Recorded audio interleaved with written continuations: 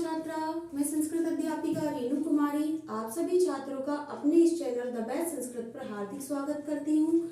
आज मैं आप सभी को बताना चाहती हूँ कि अब तक हमने जो भी अर्धवार्षिक में जितने भी चैप्टर पढ़े थे, अब हम उनसे आगे मतलब अर्धवार्षिक के बाद छोड़कर अब हम वार्षिक परीक्षा में जो भी हमारे चैप्टर आएंगे, जो भी पाठ आएंगे, उन सब पाठों का अध्ययन करेंगे।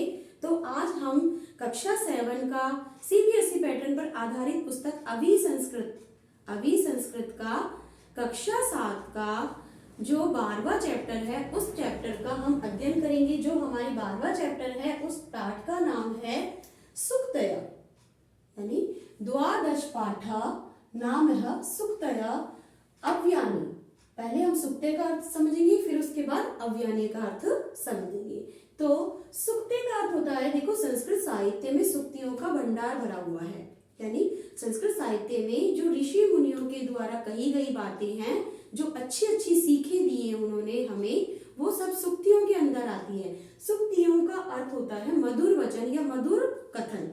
मधुर कथन का अर्थ है जो उनके द्वारा कही हुई बातें हैं, जो ऋषि मुनियों ने हमें समझाई है, कही है। हिंदी में जैसे दोहे होते हैं, चौपाइयाँ होती हैं, छंद होते हैं, उसी प्रकार संस्कृत में जो दोहे, चौपाइयाँ, जो छंद होते हैं, उन्हें कहते हैं सुक्तियाँ। सुक्तियों का अर्थ होता है मधुर वचन।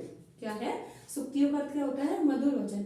अब समझिए अव्यय। अव्यय किन्हें कहते हैं? अव्यय वो होते हैं जिनमें ना कि वचन बदलता है, ना पुरुष बदलता है, और ना ही किसी भी प्रकार का लिंग परिवर्तन होता है। वे शब्द क्या कहलाते हैं? अव्यय। जैसे कि यदा, कदा, तथापि, कुत्र, अन्यत्र, अथवा, अपि, ये सभी क्या हैं? ये सभी अव्यय हैं। जैसे हिंदी में होते हैं किंतु, परंतु, लेकिन, यद, जब, तब, उसी प्रकार संस्कृत में भी अव्यय होते हैं। और यब, तब, जब, कुत्र, कहाँ, अन्यत्र, को, अपि, इन सब में किसी भी प्रकार का ना तो वचन परिवर्तन होता है, न लिंग परिवर्तन होता है, और ना ही पुरुष का परिवर्तन होता है।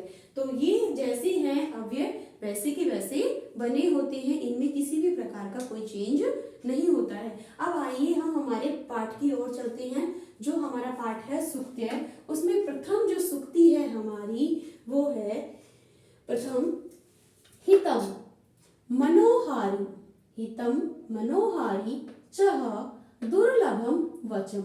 हित का अर्थ होता है हित चाहने वाले, हित का अर्थ होता है भलाई करने वाले।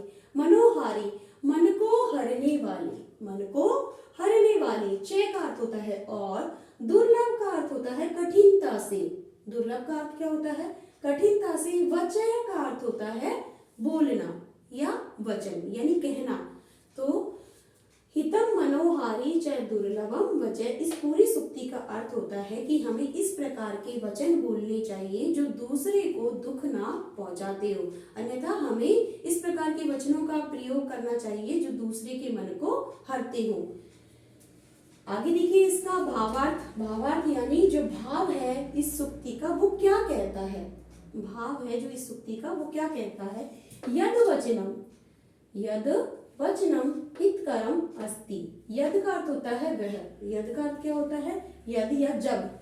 वचनम, जब हम कहते हैं, हितकरम अस्ति, यानी जो हम कहते हैं वो क्या है? हितकर है। जो हम कहते हैं या जो हम बोलते हैं वो कैसा होना चाहिए? हितकर, दूसरों के लिए हितकारी होना चाहिए, दूसरों की भलाई के लिए होनी चाहिए। कर्ण प्रियम चापि अस्ति, और कानों को प्रिय लगनी चाहिए। कर्ण प्रिय यानी कर्ण का अर्थ होता है कान, प्रिय यानी अच्छा लगना, चापि और भी, अस्ति यानी जो हम बोलते हैं वो हमारे कानों को प्रिय लगना चाहिए, यानी प्रिय है। तादृशम वचनम एकत्रम न मिलति। तादृशम वैसे, तादृशम का अर्थ क्या होता है? वैसे वचन एकत्रम, एकत्र यानी एक साथ नहीं मिलते हैं, मिलती यानी मिलते हैं। अब इसका पूरी लाइन का अर्थ एक बार फिर से देखिए। जो वचन हम बोलते हैं या जो हमारे कानों को प्रिय लगते हैं, तादृशम वचनम एकत्रम न मिलती, ऐसे वचन एकत्रम एक साथ नहीं मिलते हैं। अर्थात, अर्थात यानी और जैसे यद वचनम हितकरम भवति, जो वचन हितकर है यानी जो बातें हितकर है, जो हम बोलते हैं वो हितकर है। हितकर यानी दूसरों की भलाई चाहने वाले या दूसरों की भलाई से संबंधित। प्राय तद वचनम मन प्रियम न भवति, वे वचन क्या है, मन को प्रिय नहीं है। अतः हितकरम वचनम सर्वदा अपि ग्राह्यम अस्ति, अतः इसलिए हमें हितकारी वचनों को हमेशा ही ग्रहण करना है। हमेशा ही उन वचनों को क्या करना है, ग्रहण करना है या प्राप्त करना है। तत्र मनोहरस्य अपेक्षाम न करणीयम, तत्र यानी वहां पर मन को हरने वाले वचनों की अपेक्षा न करणीयम, अपेक्षा नहीं करनी चाहिए। यानी हमें सुनने में अगर ऐसे शब्द कहीं से प्राप्त हो रहे हैं तो उन्हें हमें क्या करना चाहिए, उन्हें ग्रहण करना चाहिए, उन्हें अपने पास संजो के रखना चाहिए और उनकी क्या करना चाहिए, उपेक्षा नहीं करनी चाहिए। उन वचनों की हमें कभी भी उपेक्षा नहीं करनी चाहिए। अब हम हमारा सेकंड श्लोक पढ़ेंगे, जो सेकंड सुक्ति है। अच्छा, इसका अर्थ लिखेंगे। यद वचनम हितकरम हस्ति, यद वचनम हितकरम अस्ति, इसका हम सेकंड सुक्ति पढ़ेंगे। क्या पढ़ेंगे इसकी, सेकंड सुक्ति। यस, संतोषः संतोषः परम सुखम, संतोषः परम सुखम, संतोषः परम सुखम। संतोष परम सुखम, संतोष का अर्थ होता है संतोष धारण करने वाले यानी धैर्य धारण करने वाले। परम सुखम वह यानी हमेशा सुख ही रहते हैं। जिनके अंदर धैर्य है वे हमेशा ही सुखी रहते हैं। भावार्थ देखिए, इसका भावार्थ क्या कह रहा है। सर्वोत्तम सुखम संतोषम, सर्वोत्तमम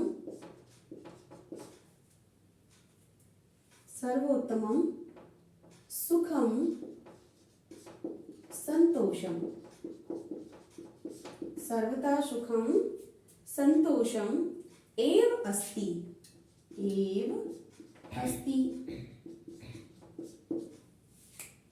सर्वोत्तम सुखम संतोष एव अस्ति। एतत्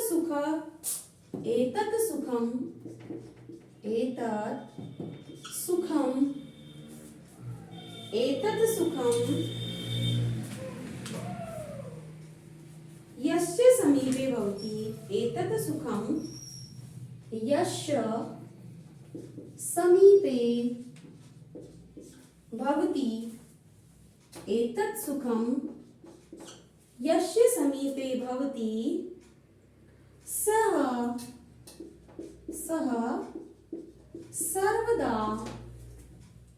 सर्वदा सुखी भवति, सः सर्वदा सुखी भवति। अतः वयं संतुष्टा भवाम, अतः वयं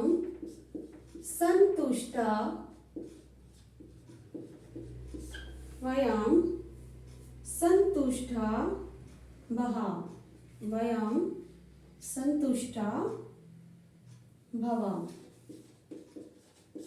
जी, अब इसका आप अर्थ देखिए, भावार्थ क्या है। देखिए क्या कहना चाह रहा है, यानी इस जो सुक्ति है उस भाव क्या है, उसका अर्थ क्या है।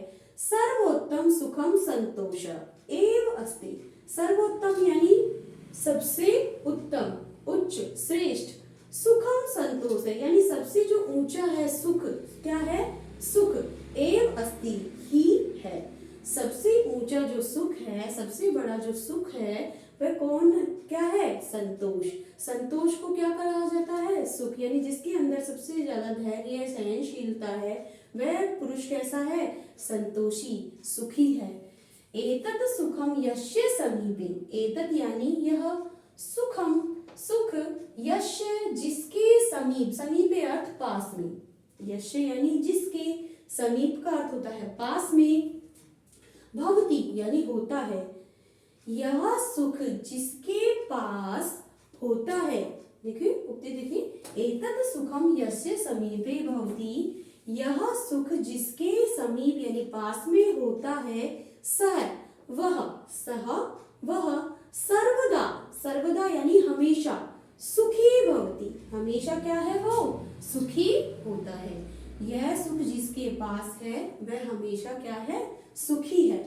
अतः इसलिए वयम संतुष्टा भवाम, इसलिए वयम यानी हम सबको संतुष्ट होना चाहिए, भवाम यानी चाहिए, इसलिए हम सबको संतुष्ट होना चाहिए। यानी हमें जितना मिल गया है उसमें ही हमें संतुष्ट होना चाहिए, उसमें ही अपना सुख मानकर उसको व्यतीत करना चाहिए। आप ज्यादा का लालच करोगे तो आप हमेशा ही असंतोषी रहोगे, हमेशा ही आपको दुख तकलीफों का सामना करना पड़ेगा। इसलिए कहा गया है कि जो संतोषी होते हैं, जो धैर्य धारण करते हैं, अपने अंदर धीरज रखते हैं, ठीक है, सहनशीलता जिनके पास होती है, वे पुरुष हमेशा क्या होते हैं संतोष होते हैं, यानी कम में भी वो हमेशा खुश रहते हैं, कम मिलने पर भी वे क्या करते हैं हमेशा खुश रहते हैं। तो वो क्या कहलाते हैं सुखी कहलाते हैं, वे क्या कहलाते हैं सुखी पुरुष यानी संतोषी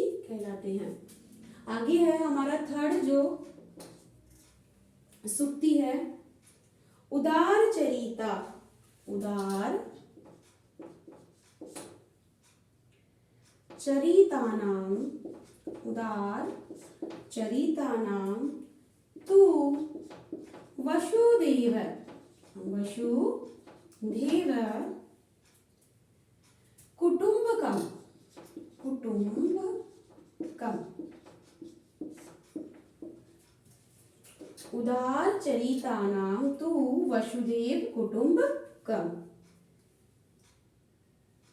भावार्थ देखिए, अर्थ और भावार्थ मैं आपको अभी समझाती हूँ। पहले हम इसका भावार्थ लिखेंगे। उदार चिंतनशीला, उदार चिंतनशील, उदार चिंतनशील,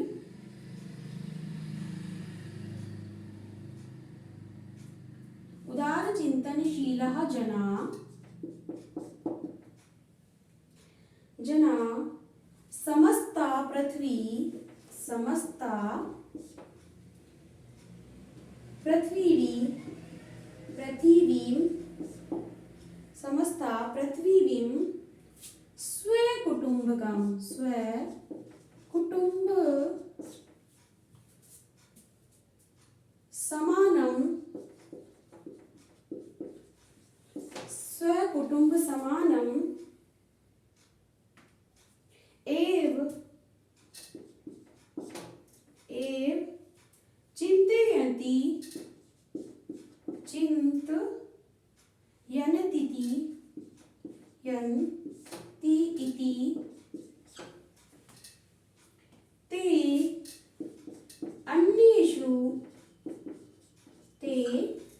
अन्येषु भेदं न गणयति, ते अन्येषु भेदं न गणयन्ति, ते अन्येषु भेदं न गणयन्ति। ठीक है, यस। अब हम इस स्थिति को पढ़ेंगे, अर्थ लिखेंगे इसका। उदार चरितानां तु वसुदेव कुटुंबकम, उदार, उदार यानी बड़े, उदार यानी बड़े, चरितानां चरित्र वाले, ऊंचे चरित्र वाले, तु लोग, वसुदेव, वसुदेव यानी जो इस पूरी पृथ्वी है उसको कहा गया है वसुधा यानी धरती को, कुटुंबकम अपने कुटुंब के समान, अपने कुटुंब के समान, यानी उदार चरित्र बड़े दिल वाले लोग जो होते हैं, जो ऋषि मुनि लोग होते हैं, साधु सन्यासी होते हैं, वे वसुदेव ये पूरी पृथ्वी यानी इस धरती पे जितने भी लोग रहते हैं उन्हें अपने कुटुंब के समान मानते हैं, यानी अपने परिवार का हिस्सा समझते हैं। भावार्थ देखिए इसका। उदार चिंतनशीला, उदार चिंतनशीला यानी उदार का अर्थ अभी आपको बताया था ऊंची सोच वाले व्यक्ति, ऊंची सोच वाले व्यक्ति, उदार चिंतनशीला, ऊंची अर्थ यानी ऊंची चिंतनशील यानी बड़ी सोच वाले व्यक्ति, बड़ी सोच वाले व्यक्ति, समस्त पृथ्वी, समस्त यानी पूरी पृथ्वी, पूरी धरती को स्व यानी अपने, स्व यानी अपने, कुटुंब यानी परिवार, कुटुंब का परिवार, समानम परिवार के समान, एव ही चिंतयति यानी उसके बारे में चिंतन और मनन करते हैं। ते अन्येषु वेदम न गणयति, ते यानी वे, अन्येषु उनमें, वेदम यानी कोई भी वेद, न गणयन्ति नहीं मानते हैं, यानी उनमें किसी भी प्रकार की कोई भेद की गणना नहीं करते हैं। एक बार फिर से सुने, जो बड़े लोग होते हैं, जिनका दिल बड़ा होता है, ऊंचे चरित्र वाले लोग होते हैं, वे समस्त पृथ्वी को यानी पूरी जो धरती है हमारी, उस पे रहने वाले जितने भी लोग हैं, उन सभी को अपने परिवार का हिस्सा समझते हैं, मानते हैं, और वो उनमें, अन्येषु यानी ते यानी वे, अन्येषु उन लोगों में, भेदम न गणयन्ति यानी उनमें किसी भी प्रकार का कोई भेद नहीं करते हैं, यानी उनमें छोटे बड़े यानी जात पात किसी भी प्रकार का कोई भेद नहीं रखते हैं। उनके लिए जो पृथ्वी पर रहने वाले लोग हैं वो सब एक कुटुंब के समान हैं। क्या है वो सब? एक कुटुंब के समान है। अब हम हमारा 4th श्लोक पढ़ेंगे, जो 4th सूक्ति है, श्लोक नहीं शुक्ति।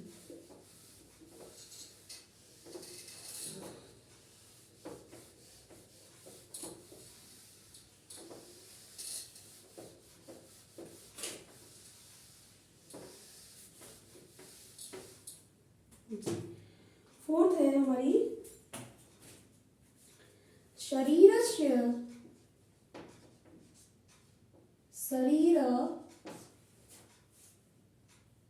शरीरम आद्यम खलु धर्म साधनम।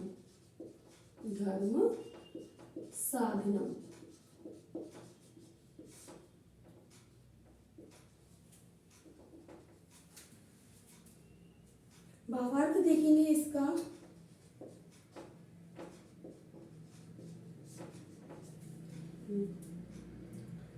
यदि वयम धर्म अनुसारेण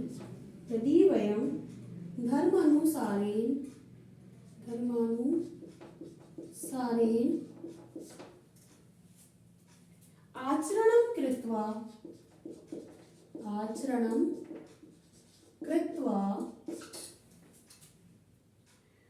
पुण्यानि अर्जयितुम् इच्छामि,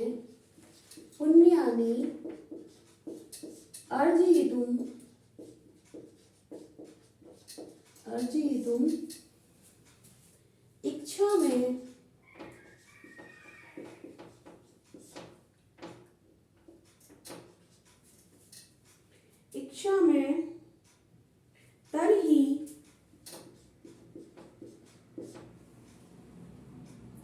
प्रथमं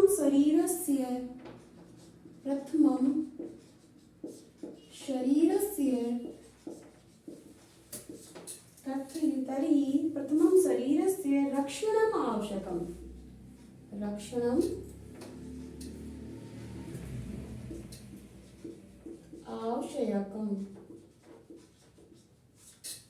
आवश्यकम्।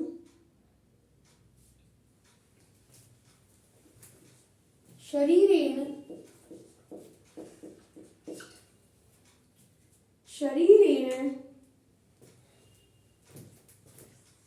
विना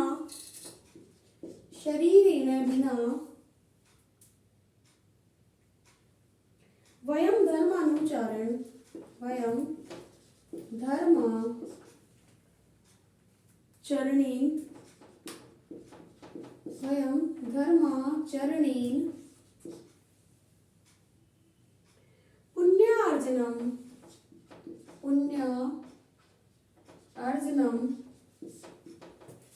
पुण्यार्जनम कथम करिष्यामि।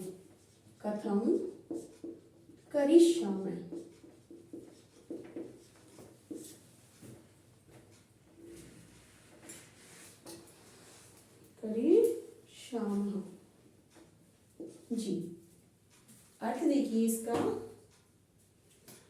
शरीरम आद्य खलु धर्म साधनम।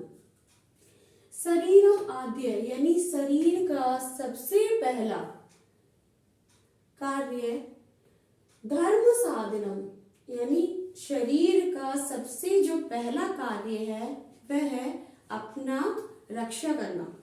यानी हमसे हमारा जो सबसे पहला धर्म है, सबसे पहला धर्म कौन सा है हमारा? शरीर की रक्षा करना। शरीर की क्या करना? रक्षा करना। शरीर की रक्षा करना हमारा प्रथम धर्म है। यदि, भावार्थ देखिए, यदि वयं धर्म अनुसारेण आचरणं कृत्वा, यदि हम धर्म के अनुसार आचरण यानी व्यवहार करके पुण्यानि अर्जयितुम् इच्छामि, यानी क्या कह रहे हैं इसमें कि यदि हम धर्म के अनुसार आचरण करके पुण्यों को अर्ज करने की इच्छा रखते हैं, इच्छा करते हैं, तब प्रथमं शरीरस्य, प्रथमम यानी पहला, सबसे पहला, शरीरस्य शरीर का रक्षणम आवश्यक, यानी शरीर की रक्षा करना आवश्यक है। अगर हम क्या कर रहे हैं? धर्म के अनुसार आचरण करके पुण्यों को अर्जन करना चाहते हैं, पुण्यों को प्राप्त करना चाहते हैं, तो सबसे पहले तब प्रथमम शरीरस्य रक्षणम आवश्यक, तो सबसे पहले कार्य है जो हमारा वो है शरीर की रक्षा करना। शरीर की रक्षा करना हमारा परम आवश्यक है। शरीर की रक्षा करना हमारा सबसे पहला धर्म है। शरीरेण शरीर के बिना वयम हम सब धर्म आचरणेन, धर्म और का आचरण करने में, पुण्यों का अर्जन करने में, धर्म का आचरण करने में कथम करिष्यामि, कैसे कर सकते हैं? जब तक हमारा शरीर स्वस्थ नहीं रहेगा, कार्य नहीं करेगा, तो हम कैसे पुण्यों का अर्जन करेंगे? कैसे हम धर्म के अनुसार आचरण करेंगे? नहीं कर सकते। जब तक हमारा शरीर ही स्वस्थ नहीं है तो हम कैसे कार्य कर सकते हैं? बिल्कुल नहीं कर सकते। तो हमें सबसे पहले क्या करना है? अपने शरीर की रक्षा करना है, अपने शरीर को स्वस्थ रखना है, तब जाके हम हमारे सारे कार्य कर सकते हैं। तो हमारा पहला कार्य क्या होगा? शरीर की रक्षा करना। इसीलिए सुक्ति कही है, शरीरम आद्य खलु धर्म साधनम, शरीर की सबसे पहले रक्षा करना ही हमारा सबसे बड़ा साधन है। अब हम हमारी पांचवी जो सुक्ति है उसको पढ़ेंगे। पांचवी सुक्ति देखिए क्या है, 5th नंबर की। कीर्ति यस्य सह जीवति, कीर्तिर यस्य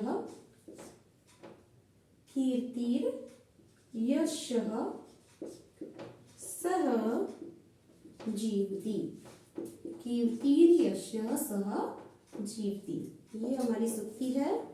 इसका भावार्थ देखिए, भावार्थ क्या कहलाता है? यह मनुष्य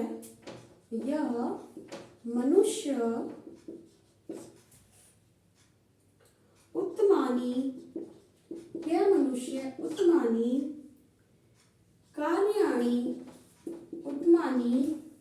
कार्याणि कृत्वा यशः अर्जितवानः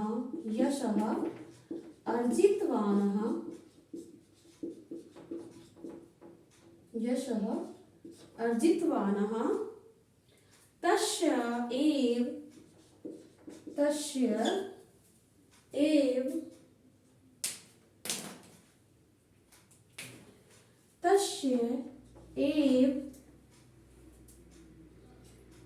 जीवनं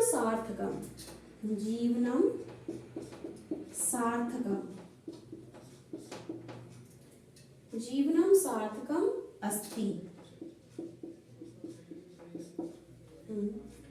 यस्य यशः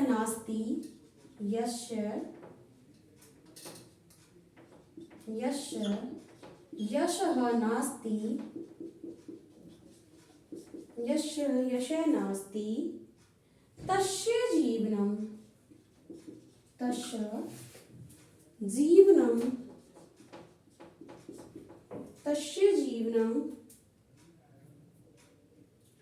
मृत्यु समम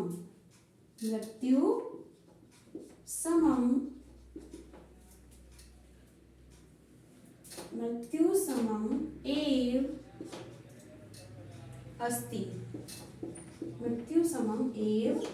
अस्ति अतः सत्कार्याणि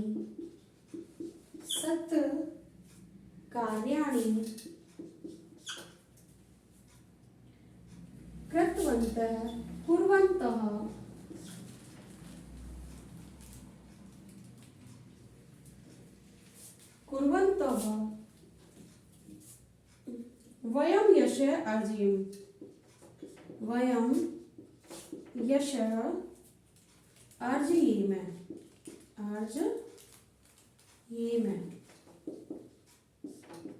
ठीक है जी। अब आप इस सूक्ति का अर्थ देखिए। सबसे कीर्तिर्यश सह जीवति, कीर्तिर्यश सह जीवति, कीर्ति यानी यश, ठीक है।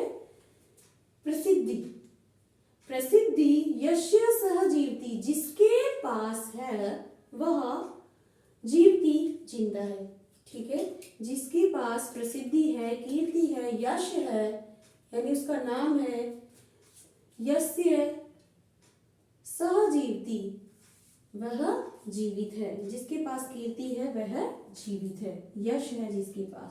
भावार्थ देखिए, या मनुष्य उत्तमानि कार्याणि कृत्वा, यह यानी जो मनुष्य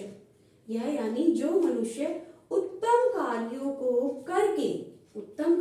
करके अच्छे कार्यों को करके यश अर्जितवान है, यश को अर्जित करता है, प्राप्त करता है, प्रसिद्धि को प्राप्त करता है, तस्य उसका एव जीवनम सार्थकम अस्ति, उसका जीवन ही सार्थक है, यानी उसका जीवन ही क्या है, सार्थक है, सिद्ध है। यस्य यशम नास्ति, जिसके पास, यश यानी जिसके पास यश नहीं है, कीर्ति नहीं है, ठीक है, कोई प्रसिद्धि नहीं है, उसका नाम नहीं है, तस्य यानी उसका जीवन मृत्यु समम एव अस्ति, मृत्यु के समान है, मृत्यु समम यानी मृत्यु के समान है। अतः इसलिए सत्कार्याणि कुर्वन्ते, अच्छे कार्य करने चाहिए, सद्गुण वाले कार्य करने चाहिए। वयम यश अर्जनीम, अच्छे कार्यों को कर हम क्या कर सकते हैं, यश को प्राप्त कर सकते हैं, कीर्ति को प्राप्त कर सकते हैं। 6 देखिए, हमारा जो 6 है,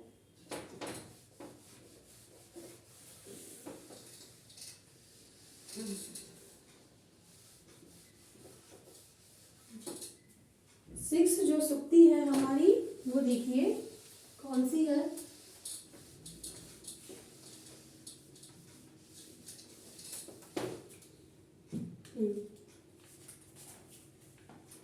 सत्यम वदः धर्मं चर, सत्यम वद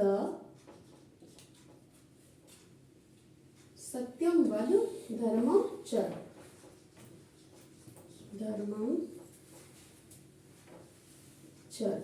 या धर्म चर। कौन सी सूक्ति है हमारी, 6 नंबर की। भावार्थ देखिए, इसका भावार्थ क्या कहलाता है, यह क्या कहता है, भाव का अर्थ, त्वं सर्वदा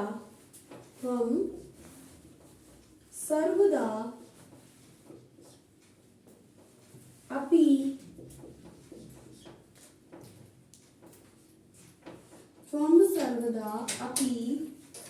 सत्यवचनानि वदम, सत्यवचनानि एव वद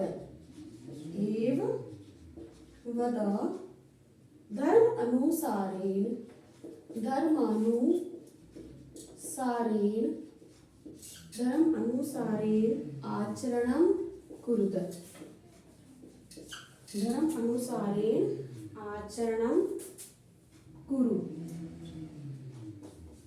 ठीक है, देखो क्या कहा गया है इसमें, जो सिक्स सुक्ति है हमारी, जो सिक्स्थ सीख है वो क्या है, कौन सी है, सत्यम, सत्यम यानी सच, वद अर्थात बोलो, धर्म यानी धर्म, चर यानी आचरण करो, चर यानी आचरण करना, तो सत्य बोलो और धर्म के अनुसार आचरण करो। इसका अर्थ है सत्य बोलो, धर्माचर्य, धर्म के अनुसार चलो या आचरण करो। भावार्थ देखिए, इसका भावार्थ क्या कहलाता है, त्वम सर्वदा अपि सत्य वचनानि, त्वम का अर्थात तुम, सर्वदा यानी हमेशा ही, भी, सत्य वचनानि एव वद, यानी हमेशा ही तुम सत्य वचनों का प्रयोग करो या बोलो, सत्य वचनों को ही बोलो, धर्म अनुसारे आचरणम कुरुत, और धर्म के अनुसार आचरणम कुरु, आचरण करो, धर्म के अनुसार क्या करो, आचरण करो, और हमेशा ही क्या बोलो, सत्य बोलो, हमेशा क्या बोलना है आपको, सत्य बोलना है और धर्म के अनुसार आचरण करना है। सेवंथ जो हमारी सुक्ति है वो देखिए कौन सी है, संघे शक्ति कलौ युगे, संघे शक्ति कलौ युगे, संघे शक्ति कलौ युगे। सुक्ति का अर्थ देखेंगे, भावार्थ देखेंगे सबसे पहले हम, भावार्थ क्या कहलाता है, इदम युगे, इदम युगम कलियुगम, इदम युगम कलियुगम अस्ति, इदम युगम कलियुगम अस्ति, अस्मिन् कलियुगे, अस्मिन् कलियुगे, अस्मिन् कलियुगे संघटनेन, संघटेन, संघटेन एव शक्ति भवति, शक्ति भवति, शक्ति भवति, संघटिता, संघटिता, संघटिता जना सर्व कार्यं साधयन्ति, सर्व कार्यं साधयन्ति, सर्व कार्यं साधयन्ति, असंगठिता, असंगठिता, असंगठिता न, असंगठिता न, अतः वयं संगठिता, अतः वयं संगठिता भवेम, अतः संगठिता भवेम। अर्थ देखिए, सुक्ति का अर्थ क्या है, संघे शक्ति कलौ युगे, संघे यानी संघ में, शक्ति यानी बल, कलौ यानी कल, युगे यानी युग में, यानी कल युग में संघ में ही शक्ति है। आज का युग कौन सा है, कलयुग, और कलयुग में साथ रहने पर ही क्या है, शक्ति है, साथ रहने पर ही हम अच्छे से अच्छे कार्य कर सकते हैं। पहले हम इसका भावार्थ देखेंगे, फिर इसका अर्थ जानेंगे। इदम युगम कलियुगम अस्ति, इदम यानी यह जो युग है, कलियुग अस्ति है, आज का जो युग है वो कौन सा युग है, कलियुग, कौन सा युग कहलाता है, कलियुग कहलाता है। अस्मिन् कलियुगे संघटनेन एव शक्ति भवति, अस्मिन् युगे, इस कलियुग में, संघटनेन, संघटनेन यानी साथ रहने पर ही शक्ति होती है, यानी संघटनेन, संगठ, साथ रहने पर ही क्या है, शक्ति होती है। संगठिता जना, जो संगठित जो लोग हैं, जो एकत्रित लोग हैं, संगठित का अर्थ होता है एकत्रित होना, है एक साथ रहना। संगठिता जना, संगठित लोग, सर्व कार्यम साधयन्ति, यानी सभी कार्यों को क्या कर सकते हैं, साधयन्ति, पूरे कर सकते हैं, यानी संगठित लोग क्या कर सकते हैं, सब कार्यों को पूरा कर सकते हैं। असंगठिता ने, असंगठित व्यक्ति नहीं कर सकते, यानी आपको किसी की परमिशन लेनी है, एक बंदा जाएगा तो परमिशन लेने के लिए मना कर देंगे, लेकिन सारे लोग इकट्ठा होकर जाएंगे किसी कार्य को करने के लिए तो उन्हें आराम से परमिशन मिल सकती है, यानी वो कोई भी कार्य पूरा कर सकते हैं। कहते हैं कि संगठन में शक्ति होती है, तो वही है इसमें कि संगठन में क्या है, शक्ति है। अगर लेकिन संगठित नहीं है, व्यक्ति अकेला है, तो वो कोई कार्य नहीं कर सकता। अतः इसलिए वयम संगठिता भवेम, इसलिए हमें संगठित होकर, एक साथ होकर, एकत्रित होकर रहना चाहिए। आगे देखिए हमारी जो 8 नंबर की सूक्ति है उसे पढ़ेंगे। जल दुरुपयोगम महत पापम, जल दुरुपयोग, जल दुरुपयोगम महत पापम, महत पापम, ठीक है। जल दुरुपयोगम महत्व पापम, भावार्थ देखेंगे इसका। भावार्थ क्या कहलाता है, जलस्य दुरुपयोगम, जलस्य दुरुपयोगम, जलस्य दुरुपयोगम कृत्वा, कृत्वा तस्य नाशम, तस्य नाशम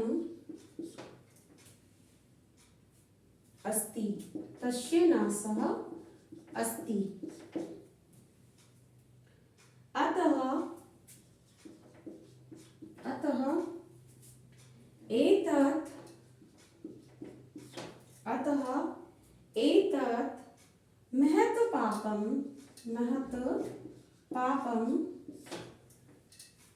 एव अस्ति, एव अस्ति, ठीक है। यस, अब हम इसका अर्थ और भावार्थ दोनों देखेंगे। जलम दुरुपयोगः महत् पापम, जलम दुरुपयोग महत् पापम। देखो जलम दुरुपयोग का अर्थ होता है जल का दुरुपयोग करना, यानी जल को व्यर्थ में बहाना। महत्व पापम, सबसे बड़ा पाप है, यानी आपने देखा पानी को व्यर्थ करना क्या है, सबसे बड़ा पाप कहलाता है। जल के बिना आजकल क्या है, कुछ भी नहीं है, जल है तो जीवन है। तो भावार्थ देखिए इसके, जलस्य दुरुपयोगम कृत्वा, जल का दुरुपयोग करके, तस्य नाश अस्ति, उसका नाश है। जल का दुरुपयोग करके क्या कर रहे हैं हम, उसका नाश कर रहे हैं। अतः इसलिए एतत् महत् पापम एव अस्ति, यही सबसे बड़ा पाप है। यह क्या है, अतः एतत्, अतः इसलिए, एतत् इसका, पाप ही महापाप है, यानी जो इसका व्यर्थ कर रहा है, इसको व्यर्थ में बहा रहा है जल को, तो वो क्या है, सबसे बड़ा महापापी है। तो हमें क्या करना है, जल का उपयोग करना है, दुरुपयोग नहीं करना। अगर आपके जल व्यर्थ में जा रहा है तो उसे व्यर्थ न करें, सहेज कर रखें। अब हम आगे हमारी सूक्ति पर चलते हैं।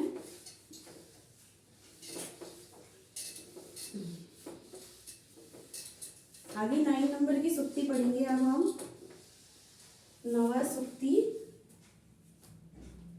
जी, अमृतमेवा गवा क्षीरम, जो 9वें नंबर की है, अमृत मेवा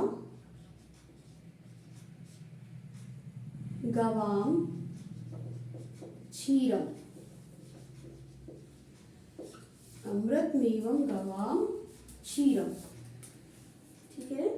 भावार्थ देखिए इसका, भावार्थ क्या कहता है, गवाम दुग्धम अमृतम, गवाम दुग्धम अमृतम अमृत तुल्यम अस्ति, अमृत तुल्यम अस्ति, अमृत तुल्यम अस्ति। अस्मिन् यतो हि अन्येषां, यतो हि अन्येषां, यतो हि अन्येषां प्राणिनां,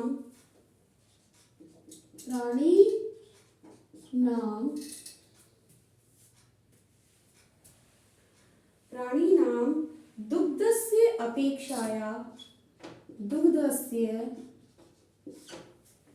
प्राणिनां दुग्धस्य अपेक्षया, अपेक्षया, अपेक्षया गोदुग्धं, गोदुग्धं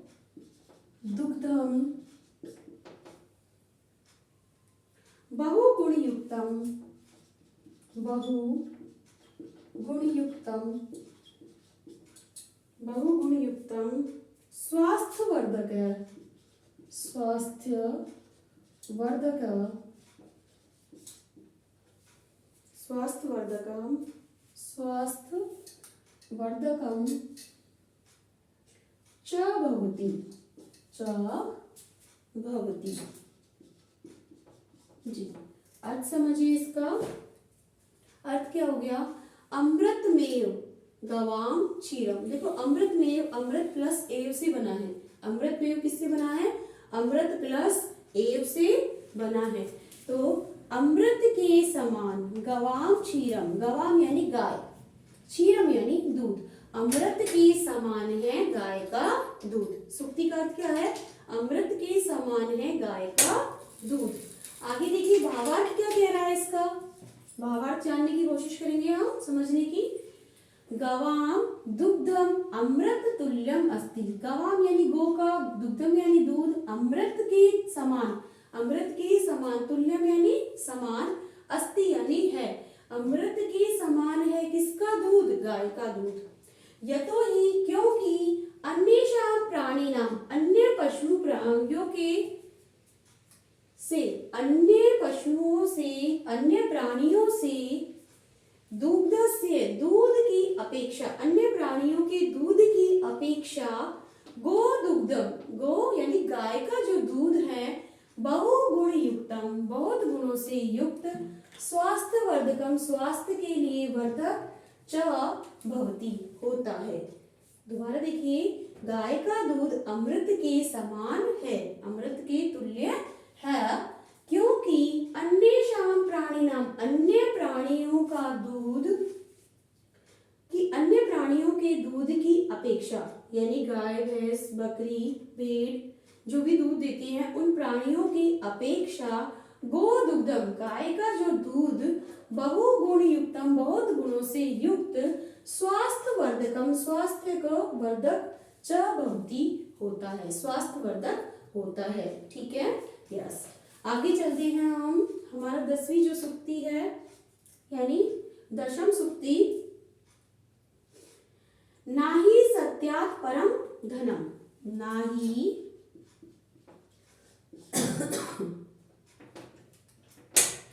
नाहि सत्यात्, नाहि सत्यात् परम धनम, परम धनम। ठीक है, यस।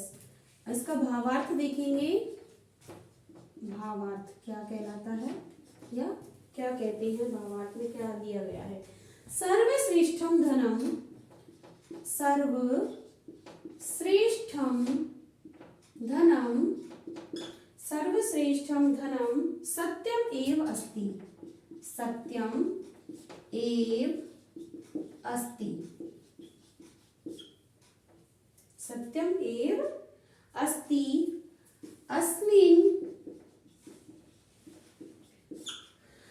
अस्मिन् संसारे, अस्मिन् संसारे सत्यात्,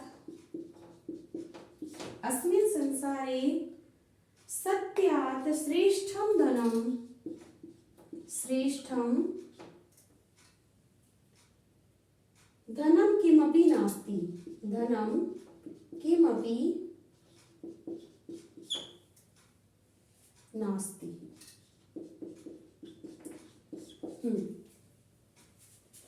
जो हमारी 10वीं सूक्ति है उसका अर्थ देखेंगे क्या है।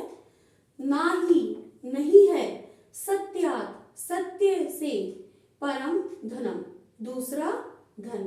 ठीक है, सत्य से परम धनम क्या है, सत्य से बढ़कर कोई दूसरा धन नहीं है। सत्य से बढ़कर दूसरा धन नहीं है। परम यानी दूसरा, धनम यानी धन, सत्यात सत्य से, नहीं है, सत्य से बढ़कर दूसरा कोई धन नहीं है। भावार्थ देखिए, इसका भावार्थ क्या कहलाता है, क्या कहते हैं, भावार्थ यानी क्या कह रहा है इसके अंदर जो दी हुई बातें, जो लाइनें दी है उनका भाव क्या है, उनका अर्थ क्या है भाव का। सर्वश्रेष्ठम, सर्वश्रेष्ठ यानी सबसे उत्तम, धनम सत्यम एव अस्ति, सर्वश्रेष्ठ सबसे ऊंचा जो धन है वो है सत्यम, सत्य ही सबसे ऊंचा या सबसे श्रेष्ठ धन है। अस्मिन, इस संसारे, संसार में, सत्यात, सत्य से, श्रेष्ठ धनम किमपि नास्ति, यानी इस संसार में सत्य से श्रेष्ठ यानी बढ़ करके धन कोई भी नहीं है। किमपि यानी कोई भी, नास्ति यानी नहीं है, सत्य से बढ़कर कोई भी धन नहीं है, इसलिए सत्य को सबसे बड़ा धन कहा गया है। आगे हमारी जो 11 नंबर की सूक्ति है उसे देखिए। वद वाक्यम शुभम सदा, वद वाक्यम, वद वाक्यम शुभम सदा। भावार्थ देखेंगे इसका।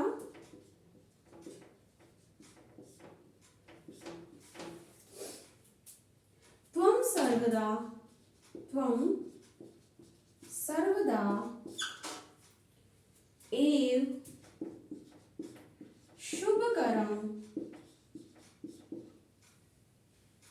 प्रतिकरं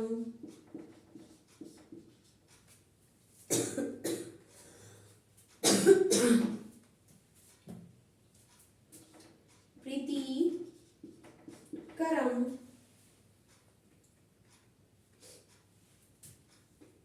प्रीतिकरं कर्णप्रियं, कर्णप्रियं च वाक्यं वद, वाक्यं वद।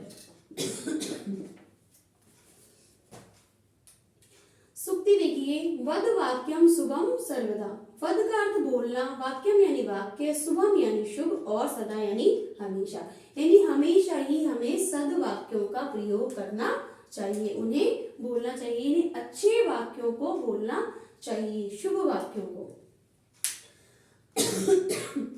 भावार्थ देखेंगे इसका। भावार्थ क्या कहता है।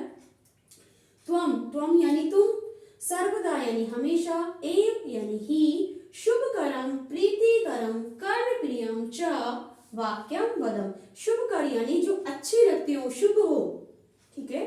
प्रीतिकरम, प्रीतिकर जो अच्छे लगते हो, जिनसे प्रीत हो, ऐसे वाक्यों को। कर्णप्रियम, कानों को प्रिय लगने वाले। च वाक्यम वदम, जो शुभकर हो, जिनसे प्रीत होती हो, जो अच्छे लगते हो, कानों को सुनने में अच्छे लगते हो, हमेशा ऐसे वाक्यों को बोलना चाहिए। तुम्हें हमेशा ही शुभकर हो, प्रीतिकर हो, जो अच्छे हो, जिनसे प्रीत होती हो, प्रिय हो, कानों को प्रिय लगने वाले वाक्यों को ही बोलना चाहिए, उन्हीं वाक्यों का प्रयोग करना चाहिए जो दूसरों को अच्छे लगते हो, दूसरों के लिए सही हो, शुभ हो, ठीक है, जो दूसरों के मंगल करने वाले हो, जो दूसरे के कानों को प्रिय लगने वालों, उन वाक्यों का हमें ज्यादा से ज्यादा प्रयोग करना चाहिए। तो आज के इस वीडियो में हमने कक्षा 7 का द्वादश पाठ सूक्तियां पढ़ा, जो कि वार्षिक परीक्षा के अनुसार है, यानी वार्षिक परीक्षा से में जो भी अब आपके लेसन जो चैप्टर हैं आएंगे, हम उन चैप्टरों का अध्ययन हमारे इस वीडियो में करेंगे। कंटिन्यू चलते रहेंगे, निरंतर हम उन वीडियोस को लाते रहेंगे आप लोगों के लिए, और एक सरल माध्यम से आपको हम पूरी जो पाठ है उसका सार बताएंगे, भावार्थ बताएंगे, अर्थ सहित उसका आपको आज हमने इसका अर्थ बताया है, कल इसके प्रश्न उत्तर और उसके बाद इसकी वर्कशीट बनाकर आप लोगों को दे दी जाएगी। तो आपको अगर ये वीडियो अच्छा लगा, पसंद आया हो या आपको इस वीडियो में किसी भी प्रकार का कोई डाउट हो तो प्लीज़ हमें कमेंट करके बताइए और हमारे इस चैनल को आप ज़्यादा से ज़्यादा शेयर करें, लाइक करें और सब्सक्राइब करें। धन्यवाद।